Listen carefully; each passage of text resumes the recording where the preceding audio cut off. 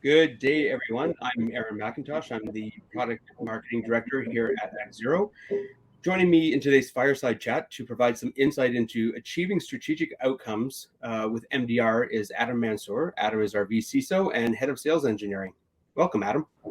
Aaron, glad to be on with you. Quick housekeeping note before we get started today. For audience members joining us live, at the bottom of the screen, you'll find three important tabs. The first is for questions. If you do have any questions, you can use this tab to submit them, and we'll get back to as many as possible at the end of the presentation. There's also the attachments tab. This is where you'll find a link to resources referenced during the presentation. And of course, rate us and feedback tab, and we're focused on delivering value to you. So any feedback that you can give us would be greatly appreciated, and we'll make sure to listen to that, and we'll apply it to our next webinars going forward. So in the 2021 Market Guide for Managed Detection and Response Services, the analyst firm noted that many customers fail with their threat monitoring, detection, and response initiatives because of the focus on wide-scale collection of data and generic security monitoring. Gartner concludes that instead, they should be focusing on the risks and outcomes that will directly impact their business objectives. While simple in theory, aimlessly applying outcome statements to a task really won't deliver the right results, especially if the outcome itself is misaligned to your strategic directives. So Adam, I know it's a never-ending list, but can you walk us through some of the main reasons why cybersecurity initiatives fail? Yeah, I think that many people will set milestones in terms of product or initiatives they want to get off the ground, right? Most back offices run by IT have this kind of project milestone mentality. We're going to buy a firewall, we're going to upgrade a firewall, we're going to move to the cloud, we're going to have a new AV, new next gen AV. And then when they put these milestones in place, they might even have features, functionality, other things that they bake into the procurement of those technologies, but they never hold them accountable to a key performance indicator after purchase or even during purchase, right? And a simple example is most people will buy a firewall, they'll have capabilities for application filtering, URL filtering, and we're going to set up policies by users. But they never measure something as simple as the percentage of policies that are applied to the applications that they have or the users that they have, right? Which lowers their attack surface. They buy a next gen AV or a SIM or something, and they never ask, how many false positives am I getting from this thing, and how am I reducing that number over time, right? So focusing on the outcomes from the tools, focusing on the outcome from services is a very important way to make sure that you're getting the value out of what you've purchased. And then frankly, you're driving, down the costs, down the risks, and down the amount of time you're spending on those things. So time, risk, and money. Yeah, I know. Luckily, cybersecurity strategies can be course corrected, if you will, in like a reasonable time frame. But we have to consider where an organization would even start. So if you can, the concept of the left of boom and right of boom, boom being, when the event happens that takes you down or affects your organization. If we look at all the things you can do on the left side of the boom, they're really the things that you can do to be preventative before an attack. Those are things like, collection, hygiene, red teaming. And then there's the things that you can do during an event or after the event to kind of mitigate the damage. And those are, detection and response capabilities, as well as forensics and things like that afterwards, so that you can contribute back into that life cycle. Let's start on the far left side of the boom with collection and pen testing activities. What should organizations be considering? I think that certainly when you try to simulate an attack and you try to set up an exercise where you're seeing whether or not you can defend it, the first thing to think about is your coverage, right? Most people would recognize at this point that their endpoints can come in and out of their organization. They have networks that might be at home during COVID or in the data center in the cloud. And they also have SaaS applications, right? The cloud, the platform as a service that they may be licensing from somebody like Amazon or Microsoft, right? And so collectively, that and the rest of your software applications are sort of your attack surface. So how are you detecting and responding automatically or manually to threats in that environment? And then how are you simulating it is the way to think about it. So do you have comprehensive collection first? If you get hacked in any one of those places, can you at least identify what happened? And then can you simulate that the detections layered on top of those are something you can defend against, right? So to me, the boom concept, right? Bad packets, bad scripts, bad emails coming to you, right? That's something actually in action. The way you prepare yourself beforehand is not just to simply do a pen test, but to calculate how that's happening across the coverage there, right? So making sure the data is unfiltered before it gets there. You want to make sure that you have the right information above and beyond. And so, there's a lot of buyer's guides and things that we've put together that, can help you in that metrics designs, other collateral that we give away in these webinars to help you understand what metrics, what coverage, how to cover, all the right ground. Yeah. So in terms of, the other preventative things you can do, there's always that feedback you're getting on a monthly basis from your technical account managers here or the similar in other companies that you have. What should organizations really be, doing with this information that they're getting in terms of, preventing the attacks? I think a lot of IT people see this part of cybersecurity, frankly, as extra work, right? You have vulnerabilities, you have IT hygiene, best practice configuration, things like the Center for Information Security or CMMC or other guidelines to say, hey, here's what you should configure in your cloud, and here's what you should configure in Windows, and here's what you configure on your firewall. And I need to see an improvement in terms of reduction of critical and high vulnerabilities month over month, right? And so when we talk about consideration and measurement of those things, of course, month over month improvement is there. But the concept of pairing these KPIs with your effort is also important, right? So if you think that it's, you've got vulnerabilities that are hundreds of days old, and you're trying to explain to management, why your change window isn't enough to fit all these changes in, you should pair it, right? So my month over month improvement may be 5%, but that's because I'm dedicating IT resource time of 10 hours a month to this. Right? At least then you can make an informed decision as to, well, maybe I don't have enough input to this in terms of labor, or I'm committing the labor and I'm still not seeing the change.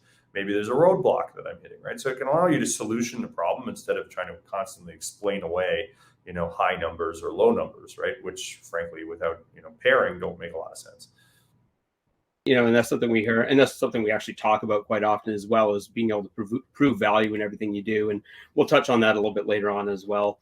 So, beyond collecting logs, indiscriminate data, those things are really important as a deliverable. But what happens really when it comes to detection and response? I mean, that's when the stuff hits the fan, if you will. What are some of the things that organizations should do when they're considering building out these functions internally or outsourcing them? I think that certainly much larger teams that maybe have the type of sophistication and training programs that can allow them to leverage better data science to find anomalies in these data sets that they may be collecting, whether it's raw event logs or network data or something that's, frankly, very practitioner oriented in terms of how to use that data to create detections, right? So, for lowering the false positive rates, which, typically these tools are just designed with 15% of these detections configured out of the box. So you see a lot of, admin added to group and user change detected and things like that are normal admin activity that are a lot of false positives. And in order to drive down things like that, you have to have a more advanced data science. So machine learning and AI, trying to leverage that above your collection is going to be important. And the way to measure the performance, the outcome of that, is to ask them how many false positives they have. How effective was the machine learning at saving you time, right? Because again, it comes back to time, risk, and money. If the risk is that somebody's in my data set and the machine hasn't found it, and I'm going to spend every waking minute of a team's time looking for it,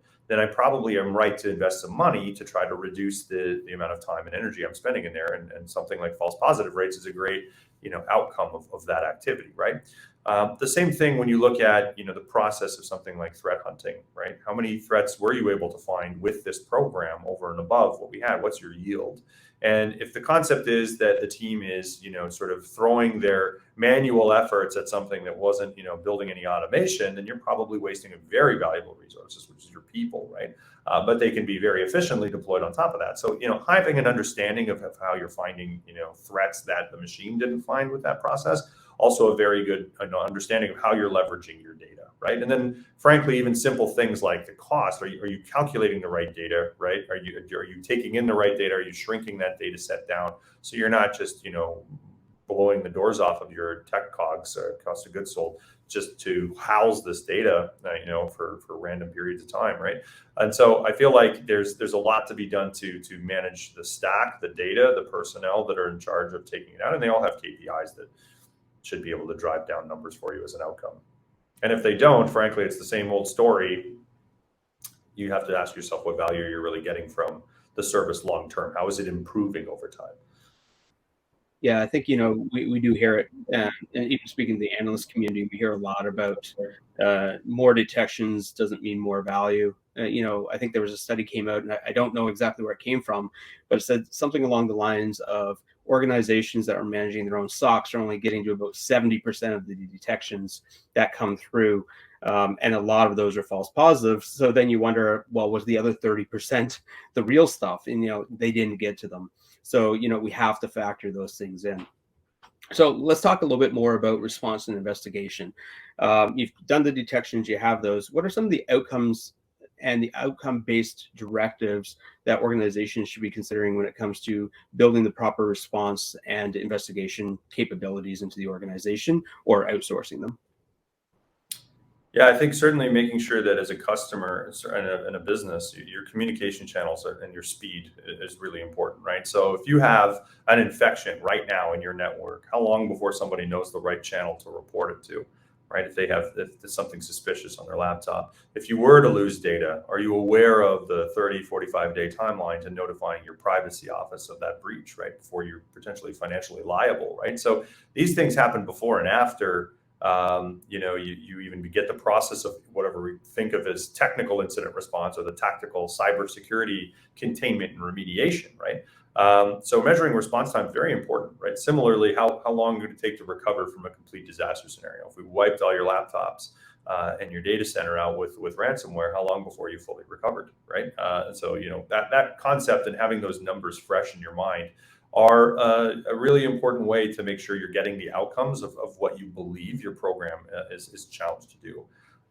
Your job is to minimize the amount of time and respond in a disaster, right? It's not necessarily to try to imagine every single disaster scenario that could possibly be there, but to make sure that you have key components in place and that you're measuring those outcomes as well, right? So there's a lot of ways that we try to do this in tabletop exercises at ActZero with a lot of CIOs or directors to show them the team and the responsibility before and after, right? Just because ActZero can find and stop an attack and send you a notification, that doesn't necessarily mean it always just ends there, right? There's other ways you want to be able to remediate. There's other ways you want to be able to harden or communicate lessons learned and things like that. And so just going through these exercises is a very valuable thing, and speed being the outcome. Yeah, and I think this is something, IR response time is definitely something that cybersecurity insurers are looking at right now. And, they're trying to mitigate their risk as well. So it is it's not only a checkmark item with them, but it's something that they're looking more at all the time. If you don't know how to build an IR plan, or you don't have it, or you need to change it, we also have a couple guides available for you. One is our incident response guide. We'll provide that in the feedback sessions for you. It's available. Take a look at it. It's probably one of our top downloaded assets recently. There's a lot of pressure from the marketplace for IR guides and having a proper incident response plan. In fact, I think VentureBeat came out with an article on Thursday of last week saying something along the lines of only 53% of CIOs have a proper IR plan. Might be a little off on that number, but you can go check that out. And finally, if we look to the far right side of the boom as well, what should organizations be doing with deliverables? Mentioning, going back to those earlier functions, you're getting the detection feedback, you're getting your hygiene, you're starting to build your maturity. What are some of the things that they can do to really hone in on creating valuable outcome-based objectives that kind of show remarkable improvements on improving their cybersecurity posture, if you will? Yeah, when you try to measure reduction in risk and try to show how the performance of your deployment is working, right? You want to make sure that you're having discussions with management to say, we've got benchmarked best practice that prepares us for attacks like this. So percentage completion of a benchmark across a lot of technology you've invested in, a lot of those KPIs and rates, translate directly into the time and effort spent against these tools to prevent a disaster, right? It is your job to make sure that you are optimizing this and then making sure that you are ready to react to a threat quickly, right? A lot of people can imagine, how long it takes the fire department to get to their house, right? they'd also be quite disappointed if the fire alarm went off every 2 hours, right? So, I think that when you try to measure these incomes, you're trying to balance the cost of the emergency planning with the improvements, so that you're showing that, yeah, the alarm's not going to go off when it's not supposed to, and we are going to be there in a minute, and that's as we're going to keep practicing to make sure we're on top of that to prepare for a disaster, right? And that's exactly what we're all about in risk mitigation, right? Is reducing that likelihood and the impact by speeding up response times and preparedness. So, yeah, and as mentioned earlier, you can't go about aimlessly setting outcome-based metrics. Do you have any, and you've talked about a lot of the tips, do you have any additional tips for building measurable outcomes that are tied to like unique business needs? Yeah, I think that, time, risk, and money come up a lot, right? You do have the concept that there's always going to be some way that a tool, a service, or your contribution to the business is going to reduce its footprint in terms of, the amount of technology sprawl and consolidation and things like that. So these are, foundational, you have to report to a CIO and you have to account for what you've built. But certainly as you look at, business outcomes and measurement of it, right? A lot of that has to do with, whether or not you yourself have, uptime or other types of performance metrics. Maybe there's an industry benchmark or compliance standard that you have that is something important to you doing more business, right? Like CMMC or PCI or one of those other HIPAA regulations that build confidence in your partners and peers, right? A lot of us are starting to strive for cyber insurance, right? Risk transfer. So the business outcome is that you will invest to a certain point and you will transfer the risk to a third party. And anybody that's applied for cyber insurance this year knows just how difficult those questionnaires can be. And they start to name product and, process and outcome, and they ask you for evidence in terms of delivering, on those clauses, right? Are you reviewing logs every day? Should you? Is there a process for responding to incidents? Sure. Have you? How long does that take, right? So these kinds of things are maturing to the point where your business outcomes of being able to offload risk to a third party in insurance. And a lot of companies will have a lot of different liability insurance, WSIB, error and omission insurance, all kinds of other insurance. This is an aspect of that, right? Like making sure that your business outcome of being,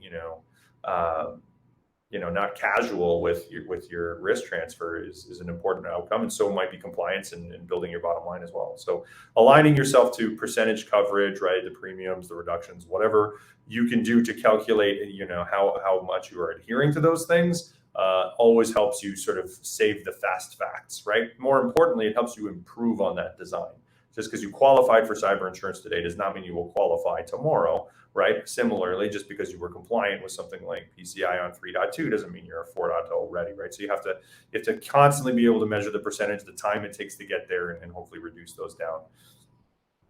Yeah, and it's complicated. And a lot of small businesses out there, especially the ones without deep security knowledge, they're probably questioning this as well, saying, "Man, I'm faced with these regulatory compliances, and I need to figure out how to do that." So that kind of leads me into the next question I have, if you will, and that's Gartner's gone on to say security and risk management, really leaders are advised to focus on the outcomes of MDR services and identify the best way to integrate those MDR service providers' outputs and coverage into their own internal incident response processes and beyond.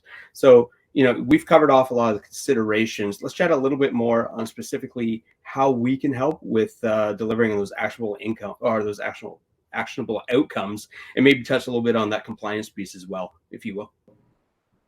Yeah, let's start with the obvious. I mean, look, if you've got an adversary that's out there trying to shut down your network and get Bitcoin, the concept is that they're trying to do that in the middle of the night when you're not prepared, right? They're also trying to take advantage of the fact that you've probably never dealt with something like this before. So the speed at which, a few minutes to encrypting your entire enterprise, you may not be ready to act. So the concept behind 24/7 monitoring and the ability to respond automatically within seconds is a very important capability that MDRs are going to bring to the table. Why that helps you in terms of an outcome is that your response time in terms of continuous monitoring is not going to be terrible at Christmas Eve at midnight, right? It's going to be the same. Having the ability for somebody who's not only skilled, right? You can find skilled labor, right? They might be expensive, but you also have to put them into practice, right? They need experience. And so having an MDR that deals with, attacks, each and every day, and they're changing techniques, they're going to know how to to change their own tactics at mitigating or containing or remediating from a particular attack. And so you don't really want to walk into a war without a gun first day. You do need to have a lot of practice to be successful in coming out of this with the minimal impact. So that's part of the way that you're going to benefit from a service like an MDR. And then certainly when you try to measure their own performance, right, because you're just sort of otherwise waiting around for, did we get hacked? Did we not get hacked? What's happening on the days that you're not? Are they percentage improvements on your month-over-month vulnerability reduction, IT hygiene reduction clear?